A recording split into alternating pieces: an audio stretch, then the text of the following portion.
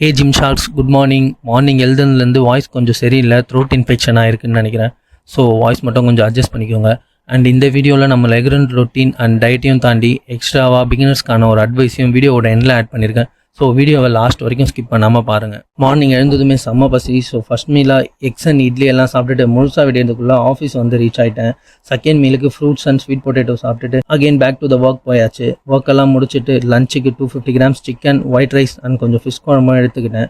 இருந்த பேலன்ஸ் வரைக்கும் முடிச்சுட்டு வீட்டுக்கு கிளம்பிட்டேன். வீட்டுக்கு வந்து லாஸ்ட் மீலுக்கு எக்ஸ், சிக்கன் அண்ட் ஒயிட் ரைஸோட இன்னைக்கு டேவை முடிச்சாச்சு. அண்ட் லாஸ்ட்டில் ஒரு அட்வைஸ் சொல்கிறேன்னு சொன்னல, அந்த அட்வைஸ் என்னென்னா, நீங்கள் இப்போ ஒரு பிகினராக இருக்கீங்கன்னா ஜிம் ஜாயின் பண்ணி ஒரு 3-4 months நல்லா ஒர்க் அவுட் பண்ணிவிட்டு அதுக்கப்புறம் எனக்கு எந்த ஒரு கெயினுமே இல்லைன்னு சொல்லிட்டு குவிட் பண்ணுறது ரொம்ப தப்பான ஒரு விஷயம். நீங்கள் ஜாயின் பண்ண உடனே உங்களுக்கு ரிசல்ட் வரணும்னு நினைக்கிறது பாசிட்டிவான விஷயமே கிடையாது. ஸோ நீங்கள் ஜாயின் பண்ணி மினிமம் ஒரு 6 to 8 months கன்சிஸ்டன்ஸாக ஒர்க் அவுட் பண்ணுங்கள். உங்கள் ஒர்க் அவுட் மட்டுமே உங்கள் மசில் பில்ட் பண்ணுமான்னு பார்த்தீங்கன்னா கண்டிப்பாக இல்லை. உங்களுக்கு மசில் பில்ட் ஆகணும் அப்படின்னா நீங்கள் உங்களோட work out, diet and recovery இது மூணுத்தையும் ஸ்டேபிளாக கொண்டு வந்தீங்கன்னா தான் உங்களுக்கு ஒரு நல்ல ஃபிசிக்கை சீக்கிரமாக அச்சீவ் பண்ண முடியும். ஸோ அதுக்கு நீங்கள் ஃபஸ்ட்டு ஃபாலோ பண்ண வேண்டிய ஸ்டெப்ஸ் என்னென்னா, ஒரு நாள் கூட ஸ்கிப் பண்ணாமல் கண்டினியூவாக ஜிம் போக ட்ரை பண்ணுங்கள். ஜிம் போய் உங்களுக்கு அந்த ஃபார்ம் எல்லாம் கரெக்டாக வந்து நீங்கள் ஒரு ஒர்க் அவுட்டை பர்ஃபெக்டாக போடுறதுக்கே உங்களுக்கு கண்டிப்பாக ஒரு 3 months ஆயிரும். அதுக்கப்புறம் உங்கள் ஒர்க் அவுட் எல்லாம் நீங்கள் ஸ்டேபிள் பண்ணதுக்கப்புறம் டயட்டில் ஃபோக்கஸ் பண்ணுங்கள். டயட் உங்களோட டெய்லி ப்ரோட்டீன் கோலை அச்சீவ் பண்ணுங்கள். உங்களுக்கு வெயிட் கெயின் பண்ணணும்னா அதுக்கேற்ற மாதிரி கேலரிஸ் ஆட் பண்ணி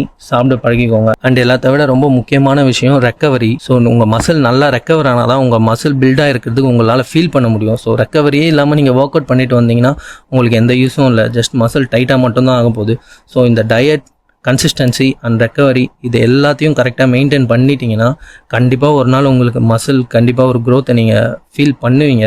அது இல்லாமல் போக சான்ஸே இல்லை. ஸோ இதில் எல்லாம் ஃபஸ்ட்டு நல்லா ஃபோக்கஸ் பண்ணுங்கள். அண்ட் நீங்கள் ஒரு பிகினராக ஸ்டார்ட் பண்ணுறீங்கன்னா எடுத்ததும் சப்ளிமெண்ட் சொல்லிட்டு அதில் ஃபோக்கஸ் பண்ணாதீங்க. சப்ளிமெண்ட்டால் உங்களுக்கு பெரிய லெவலில் ஒன்றும் ரிசல்ட்ஸ் கிடைக்க போகிறதில்ல. ஃபர்ஸ்ட் நீங்கள் உங்களோட கன்சிஸ்டன்சி அண்ட் உங்களோட ஓன் ஸ்ட்ரென்த் அண்ட் பவரை வச்சு நீங்கள் எந்த அளவு வெயிட் லிஃப்ட் பண்ணுறீங்க, என்ன மாதிரி டயட் ஃபாலோ பண்ணுறீங்க, ரெக்கவரி எப்படி நீங்கள் பேலன்ஸ் பண்ணுறீங்க, இது எல்லாத்தையும் ஸ்டேபிள் பண்ணிவிட்டு அதுக்கப்புறமா நீங்கள் ஒரு next level, intermediate or advance level போகிறப்ப சப்ளிமெண்ட்ஸை சூஸ் பண்ணுங்கள். ஸோ 3-4 months ஒர்க் அவுட் பண்ணிவிட்டு எனக்கு எந்த ரிசல்ட்டும் இல்லைன்னு ஸ்கிப் பண்ணுறதை விட கன்சிஸ்டண்ட்டை மெயின்டைன் பண்ணி ஒரு 1 or 2 year கம்ப்ளீட்டாக ஒர்க் அவுட் பண்ண நீங்களே ஆட்டோமேட்டிக்காக இம்ப்ரூவ் ஆயிடுவீங்க. ஸோ உங்களுக்கான க்ரோத் உங்களை கண்டிப்பாக வந்து ரீச் பண்ணும். All the best.